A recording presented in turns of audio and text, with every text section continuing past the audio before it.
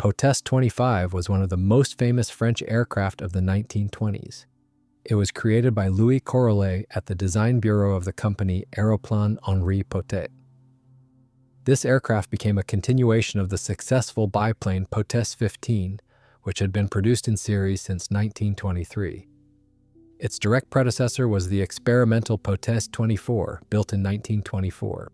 After a series of improvements, the company created an experimental prototype of the reconnaissance bomber Potez 25, which took to the air at the beginning of 1925. It was a mixed-construction biplane equipped with a Hispano-Suiza engine rated at 450 horsepower. Wood and fabric predominated in its construction. The pilot and the gunner sat one behind the other. The fuselage had 4 longerons made of Oregon pine.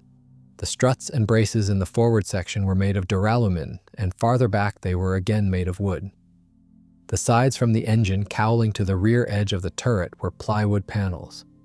In the tail section of the fuselage, which was covered with fabric, the frame was reinforced with wire bracing. The upper rounded part of the fuselage was covered with plywood. The landing gear had a traditional scheme for that era, with a solid axle and plate-type rubber shock absorbers on the main struts. At the rear, there was a sprung tail skid. The wing had box-type spars made of Oregon pine and plywood ribs. The leading edge was covered with plywood, and the rest was covered with fabric impregnated with varnish. Ailerons were mounted on the trailing edge of the upper wing. Overall, the airframe's construction was simple to manufacture and repair and quite inexpensive. The armament of the Potez 25 consisted of 4 machine guns. In front, there was a fixed Vickers with belt feed, and in the rear, 3 Lewis guns with ammunition supplied from drums. 2 of them were mounted on a ring turret, and the third fired downward and backward through a hatch in the belly. There were 10 magazines for the Lewis guns, each holding 90 rounds. The magazine boxes simultaneously served as footrests during firing. The rear cockpit provided for the installation of a Gaumont camera. The aircraft could carry up to 529 pounds of small bombs on external racks and internally. The aircraft proved successful, and in 1926 its serial production began. The machines were initially produced by the Potez factory in Mayotte, and later joined by the companies ANF and Henriot, which built them under license. In total, by 1934, more than 3,500 Potez 25 aircraft had been produced in France. They were operated by the French Air Force and supplied for export. In addition, aircraft of this family were also produced abroad. They were built under license in Poland. In Romania, the IAR factory in Brașov manufactured 70 machines. More than 200 aircraft were produced by the Icarus factory in Belgrade, Yugoslavia. The last to begin production in 1932 were the OGMA workshops in Portugal, which produced only 27 machines. In total, there were 87 military and civilian modifications of the Potez 25, differing mainly in engines. The machines operated in France were equipped with Salmson radial engines rated at 520 horsepower, or with Lorraine V-type engines rated at 450 horsepower. They were sometimes called Potez 25 Metrop, from Metropolis, and were produced in variants of reconnaissance spotter aircraft and light bombers carrying 529 pounds of bombs. The Potez 25 bis used 12-cylinder V-type Renault engines rated at 500 horsepower and had an enlarged rudder. It was produced as a reconnaissance aircraft and as a night fighter. The latter was armed with 5 machine guns of 7.69 mm caliber. In significantly smaller quantities, 12 units, a modification equipped with Farman engines rated at 500 horsepower was produced for short-range reconnaissance. For the French Air Force, a training version of the Potez 25 was also produced, equipped with a Salmson engine rated at 500 horsepower, as well as a target towing aircraft with a Lorraine engine, 12 units, and a dual-control version with a Lorraine engine, 40 machines. The most numerous was the Potez 25 TOE, intended for service in the colonies. It was built in the amount of 2,270 aircraft, of which 297 were exported. This multi-purpose aircraft had a Lorraine engine, special tropical equipment, and bomb racks for 441 pounds of bombs. For Greece, the aircraft was equipped with a Hispano-Suiza engine rated at 600 horsepower. In Yugoslavia and Portugal, the aircraft was built with a Gnome-Rhone Jupiter radial engine rated at 420 horsepower. A certain number of such machines were also produced in France. There were also several experimental and record-breaking modifications.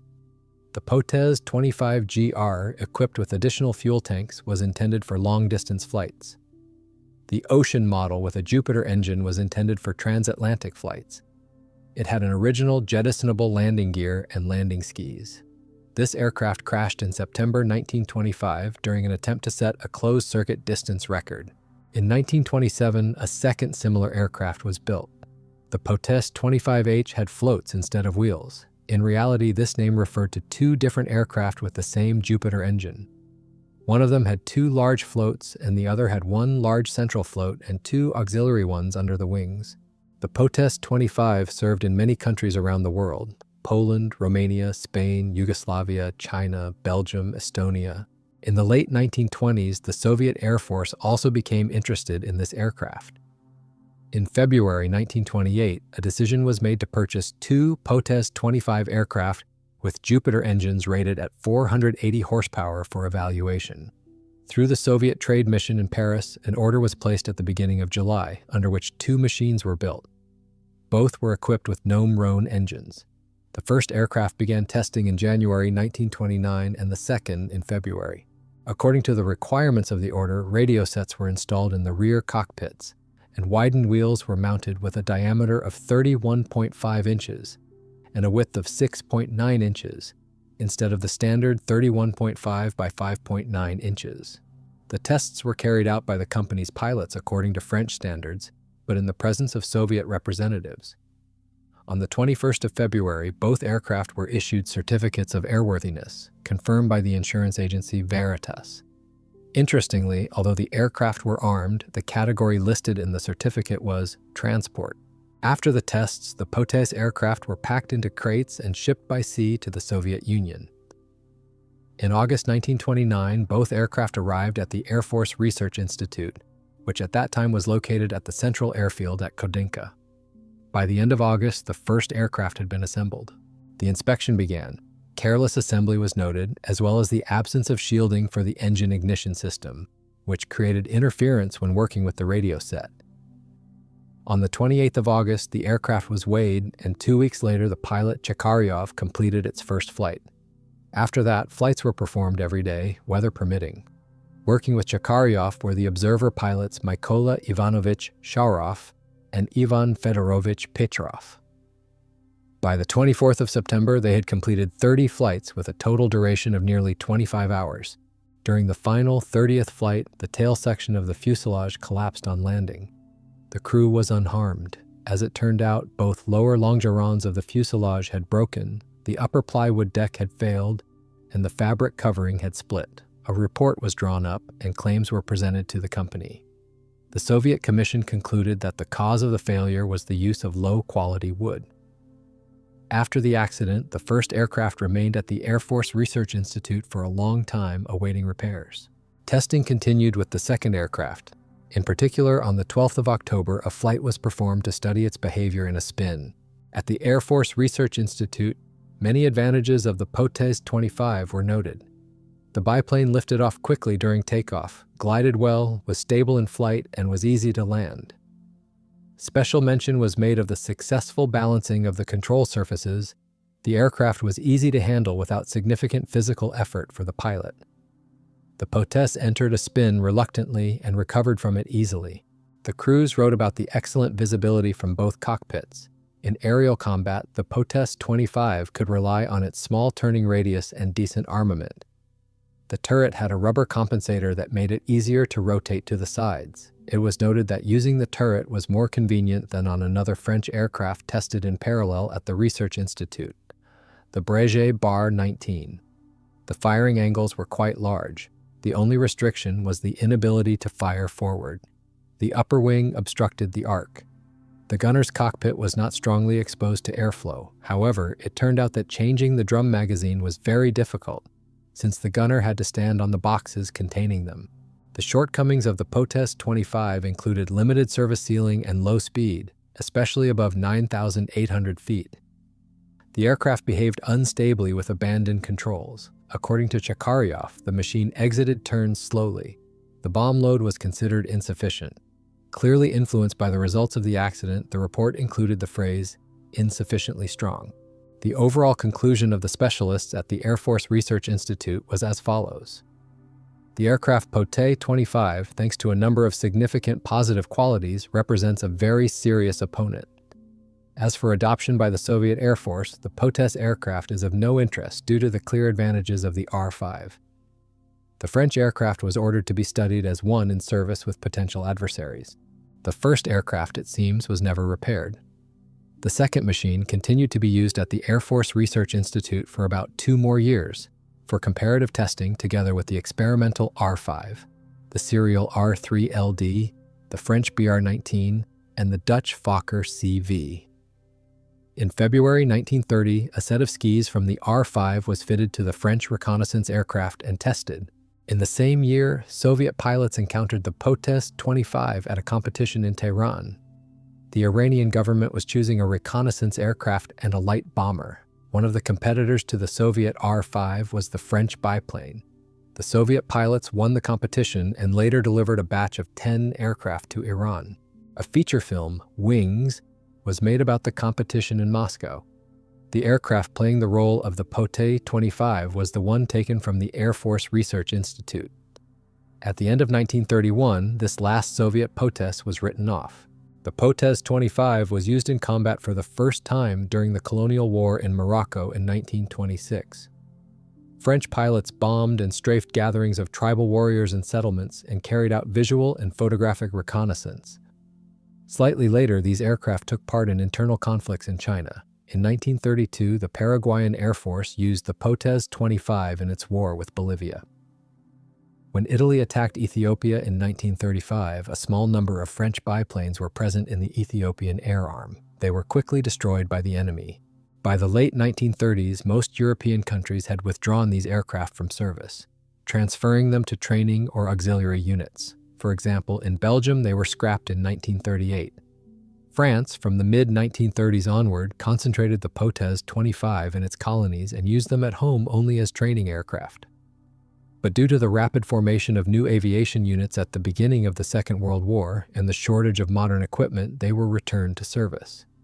When on the 10th of May 1940, the Germans launched their offensive in France, an air group armed with Potez 25 aircraft was still present on the southern sector of the front. Poland purchased 16 Potez 25 aircraft with Renault engines from France in 1927. In the same year, 2 factories, Plage and Lashkiewicz in Lublin and PWS in Biała Podlaska, began licensed production with Lorraine Dietrich engines. They were built until the beginning of 1930. 100 aircraft were manufactured in Lublin and 150 in Biała Podlaska. Then followed a 1-year pause, and from 1931, Plage and Lashkiewicz again began assembling the same Potez aircraft. In 1931, they produced 30, and in 1932, 20. After that, production of the already outdated machine ceased. The Potez 25 aircraft in Poland became the foundation of the so-called line aviation, which ensured cooperation with ground forces directly at the front line. From 1936, they were gradually replaced by all-metal monoplane Karas aircraft of Polish design, while the Potez machines were transferred to training squadrons and flight schools. In 1937, the LWS factory, formerly Plage and Lashkiewicz, converted 47 aircraft to radial Jupiter engines. By September 1939, the Potez 25 in Poland were used only as training aircraft or had been placed in reserve. They did not take part in any combat operations. Many were destroyed by German bombs, and some were destroyed on airfields in western Belarus and western Ukraine by Soviet aviation. A certain number of aircraft were captured by the Red Army. For example, in May 1940, in the Kiev military district, there were 2 operational Potez 25 aircraft and 19 more, including 16 operational, whose exact modifications the Soviet Trophy Commission could not determine. A decree of the Economic Council under the Council of People's Commissars ordered them to be transferred to civil aviation. However, they never arrived there. Apparently, civil aviation also did not want to use outdated and heavily worn equipment. Most likely, the Potez aircraft were either scrapped or once again destroyed by Luftwaffe bombs and subsequently counted by the Germans as destroyed Soviet aircraft. A similar fate most likely awaited the small number of Potez 25 aircraft that came into the hands of the Red Army Air Force from the former Estonian military aviation. In the Greek Air Force, aircraft of this type had been in service since 1931. At the time of Italy's attack on Greece in October 1940, 17 machines remained operational. They were used as ground attack aircraft and light bombers. When the Germans joined the Italians at the front in mid-1941, very few aircraft remained, and they were practically no longer used in combat. The last Greek Potez 25 aircraft took part in the defense of Crete against the German airborne assault.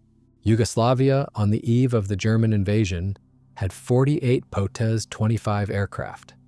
About half of them were lost on the very first day of the war. The remainder operated as light bombers, flying by day and at low altitude, which under conditions of enemy air superiority led to very heavy losses. The Germans captured a number of Potez 25 aircraft and transferred them to the Air Force of the puppet Croatian state. These aircraft were used against Yugoslav partisans. Later, in 1944, one of them was captured by the People's Liberation Army and used against the Germans. After the armistice with Germany, the Air Force of the Vichy regime, which ruled in the non-occupied part of France, retained several small groups and squadrons of short-range reconnaissance aircraft on Potez 25 machines in Algeria, Chad, Senegal, French Somaliland, Lebanon, and other colonies. They were actively used in combat against their former allies, the British, and against the forces of Free France under General de Gaulle. In July 1940, Potez 25 aircraft took part in the defense of Dakar and even bombed the British aircraft carrier Glorious near the coast of Senegal. From November 1940 to January 1941, these aircraft were used as attack and light night bombing machines in battles on the border between Thailand and Laos, which at that time was part of the French colony of Indochina. Taking advantage of France's defeat, the government of Thailand sought to seize several disputed border regions. After the Japanese occupation of Indochina, the captured machines were transferred to their ally, Thailand, where the Potez aircraft were used as liaison aircraft until 1945. 5 groups of Potez 25 aircraft were based in Syria and Lebanon. From May to July 1941, they conducted night flights and bombed British forces. The British attempted to seize the airfields and ports through which the Germans supplied weapons to insurgents in Iraq. In May 1942, one squadron of these aircraft came under attack by a British landing force on Madagascar. Most of the machines were destroyed on the ground during the first strikes by carrier-based aircraft. A portion of the Potez 25 aircraft found itself in the Air Force of Free France. In December 1941 in Chad, a squadron named Britannia was formed from these aircraft and British Lysanders. In 1943, the Flandre Squadron patrolled the coast of the Red Sea on these machines, basing in Djibouti. After the liberation of France, these aircraft were used as liaison machines in the metropolis and the colonies until the beginning of 1946. The Potez 25 was a 2-seat biplane of a classical configuration. The aircraft was entirely wooden, with fabric covering on the wings. The rectangular section fuselage consisted of 4 longerons, struts, and braces. The strength of the structure was ensured by wire bracing. The nose section of the fuselage was made of aluminum sheets, the tail was covered with fabric, and the central section and the upper part of the fuselage had plywood covering. The upper wing consisted of 2 detachable panels and a center section mounted on teardrop-shaped struts. The construction of both the upper and lower wings included 2 spars. The spars had a box-type shape with pine caps. The wing framework included truss-type ribs and several pairs of internal wire bracings. The interplane struts were made of steel tubes with a teardrop cross-section. The strength of the structure was supported by bracing tapes. The tail assembly had a wooden structure with fabric covering. The incidence angle of the stabilizer could be adjusted on the ground to balance the aircraft. The flight controls were installed in both the front and rear cockpits and were operated by cable transmission. The landing gear struts were made of steel tubes with a teardrop cross-section. Shock absorption was provided by layered rubber elements. The tail skid was wooden, steerable, and equipped with rubber cord shock absorption.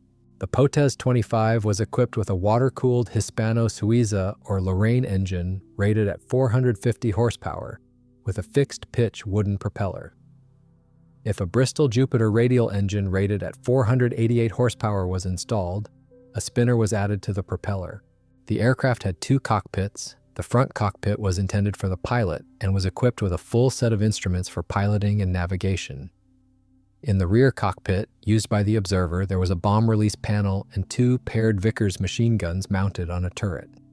In addition, the aircraft carried one more synchronized machine gun, fixed in the upper part of the fuselage in front of the pilot's cockpit. The bomb load consisted of one bomb weighing 660 pounds carried under the fuselage and up to 10 small bombs on racks under the lower wing. Bomb release was performed electrically. For powering the lighting and other equipment, the Potez 25 had a battery and generators installed on the lower wing. The aircraft was usually painted in two colors, the upper and side surfaces in green and the lower surfaces in light blue. Sometimes the engine cowling was left unpainted, retaining the natural aluminum color. The insignia of the French Air Force were applied over the entire surface of the rudder on the sides of the fuselage, and both above and below the wings. Over the insignia on the rudder, the aircraft's name and its factory number were applied.